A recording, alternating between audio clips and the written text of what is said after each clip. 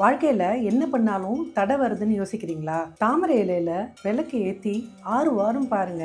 தாமரை இலை தீபம் தடைகளை உடைக்கும்.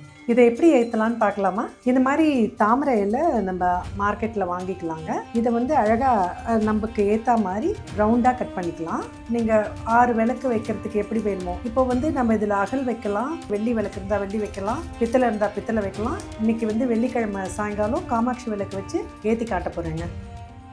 இந்த மாதிரி ஒரு ரவுண்டாக அழகாக கட் பண்ணிக்கோங்க. தாமரை இலையை கட் பண்ணிவிட்டு இந்த விளக்கு வைக்கும்போது இந்த விளக்கு ஒன்று இன்னொன்று ஆப்போசிட் பார்த்தா மாதிரி இருக்கணுங்க. இப்போ கிழக்கு முகமாக ஒன்று வைக்கிறேன், மேற்கா ஒன்று வைக்கிறேன், தெற்க பார்த்து ஒன்று வைக்கிறேன், வடக்க பார்த்து ஒன்று வைக்கிறேன், அப்புறம் இன்பிட்வீன் 2 வைக்கிறோம். இப்படி ஒருத்தர் பார்த்தா மாதிரி இருக்கணும். இந்த மாதிரி நீங்கள் 6 வாரம் ஏற்றும் போது டெஃபினட்டாக உங்களோட தடைகள்லாம் நீங்கும். இப்போ வீடு கட்டும்போது கொஞ்சம் கட்ட முடியாமல் பிரச்சனை வரும். இதாட்டி ஏதாவது நம்ம பிஸ்னஸ் பண்ணும்போது நம்மளுக்கு ஏதாவது ஒரு தடை வரும். இல்லாட்டி ஒரு குழந்தை படிக்கும்போது அந்த படிப்புக்கு வேண்டிய தடை ஏதாவது வரும். அந்த மாதிரி நமக்கு இஷ்டம் என்ன வேணுமோ அதை நம்ம ப்ரே பண்ணினானா 100% இதில் ரிசல்ட் இருக்குங்க. இப்போ தாமரையில தீபம் ஏற்றலாம் வரீங்களா?